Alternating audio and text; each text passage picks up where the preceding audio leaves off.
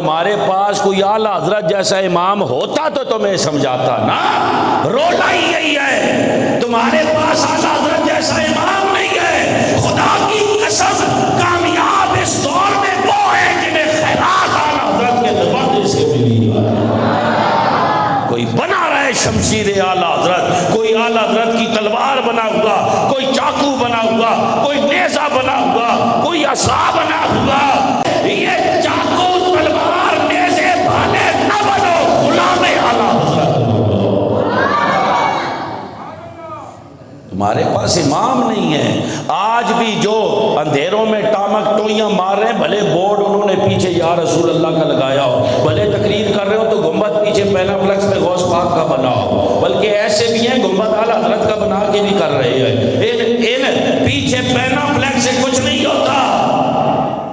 اعلیٰ حضرت امام اہل سنت کو مانو تو ایسے مانو کہ جو اعلیٰ حضرت نے فرمایا ہے وہ بھی ماننا پڑے گا. یہ لوگ یہ سب کر کے نیازیں پکا کر، گیارہویں پکا کر، میلاد کے جلوس میں شرکت کر کے یہ کیوں آج اندھیروں میں ٹامک ٹوئیاں مار رہے ہیں؟ اس لیے کہ انہوں نے در اعلیٰ حضرت چھوڑ دیا. آج لوگ کہتے ہیں اعلیٰ حضرت کی بات کوئی وہی ہے. آج لوگ کہتے ہیں اعلیٰ حضرت کوئی نبی تھے.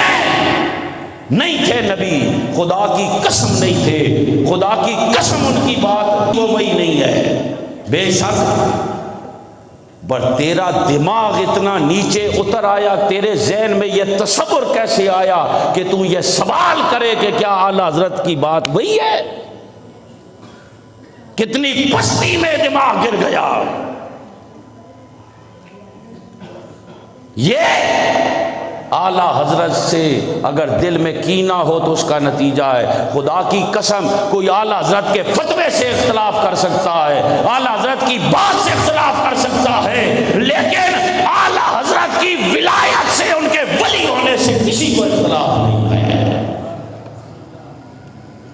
میرے پاس کتابیں ہیں، میں ثابت کر سکتا ہوں. میں ایسے نہیں نائب غوث اعظم کہتا پھرتا. میرے پاس کتابیں ہیں، میں ثابت کر سکتا ہوں کہ اعلیٰ حضرت نائب غوث اعظم تھے. یہ دماغ اتنا اتر آنا، بتاؤ کسی مسلمان کے ذہن میں یہ سوالیہ طور پر بھی یہ بات کیسے آ گئی کہ وہ یہ بات کہے کہ کیا نبی تھے؟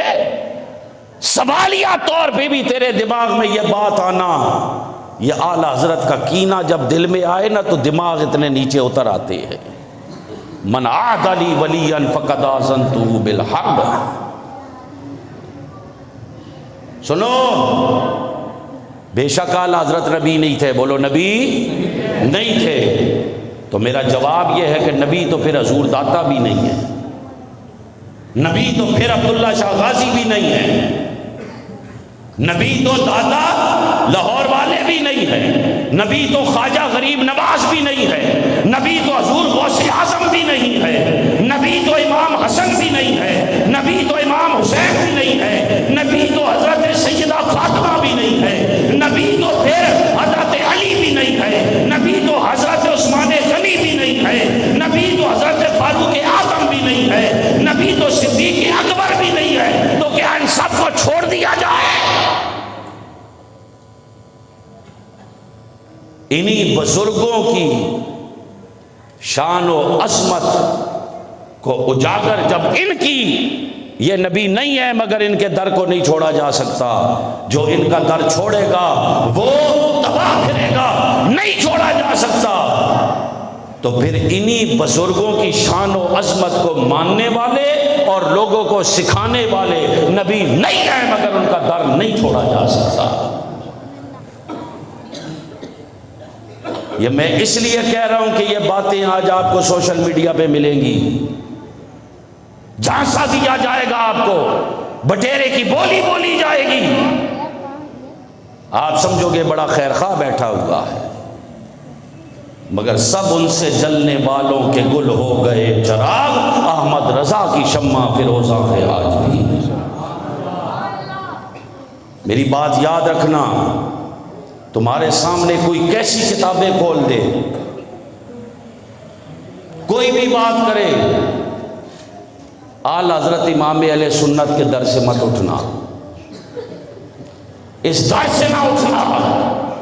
اس دور میں جو گمراہیوں کی آندیاں ہر طرف چل رہی ہے، خدا کی قسم اس دور میں ایمان بچانے کا واحد ذریعہ یہ ہے کہ اعلیٰ حضرت کے دامن کو پکڑے رکھنا ہے، اعلیٰ حضرت کے در پہ بیٹھے رہنا ہے۔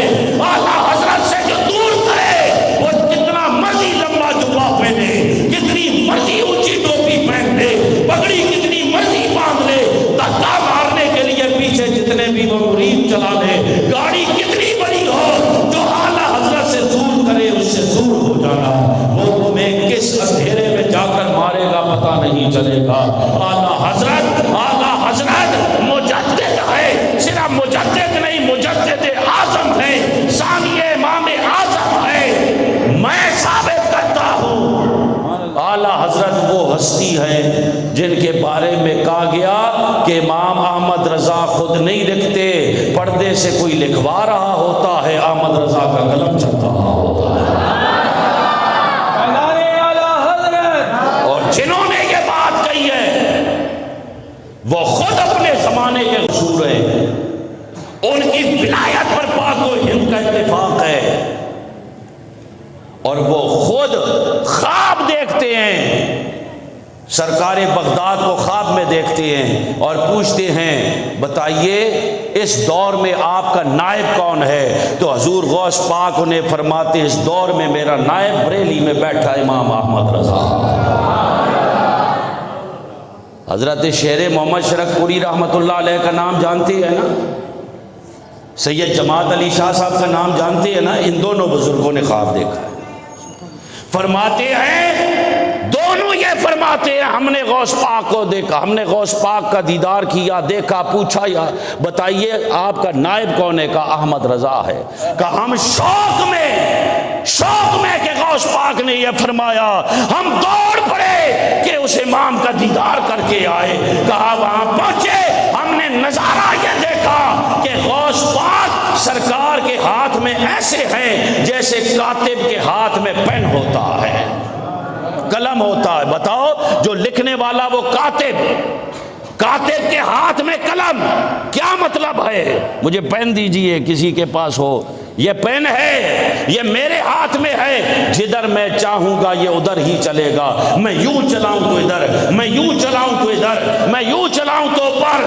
کہا غوث پاک سرکار کی بارگاہ میں ایسے ہیں جیسے کاتب کے ہاتھ میں قلم ہوتا ہے، اور امام احمد رضا غوث پاک کے ہاتھ میں ایسے ہیں جیسے کاتب کے ہاتھ میں قلم ہوتا ہے۔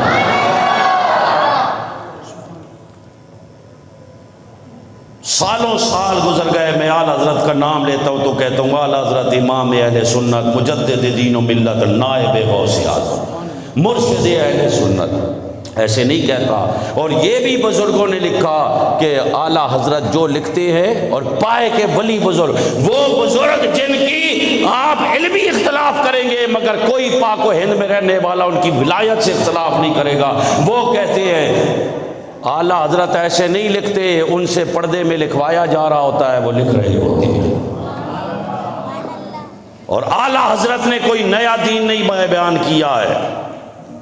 یاد کر رہا ہوں میرے یہ جملے، ان پہ میں بات ختم کرتا ہوں۔ سنو، اعلیٰ حضرت امام اہل سنت وہ ہیں جو سرکار نے سکھایا، میں نے نہیں آپ کے ساتھ کوئی وہ سختی کی، پر میں سختی سے کہتا ہوں یہ لفظ میرے ساتھ بولے، جو سرکار نے سکھایا، بولو جو سرکار نے، چپ نہ رہو، بولو جو سرکار نے، وہی صحابہ کرام اور آل بیت نے بتایا، بولو وہی صحابہ کرام اور آل بیت نے، جو سرکار نے سکھایا وہی صحابہ کرام اور آل بیت نے بتایا، اور وہی 17 دین امام احمد رضا نے ہم تک پہنچا۔ اعلیٰ حضرت صرف اپنے دور کے لیے نہیں، سب کے لیے ترجمان اسلام ہے۔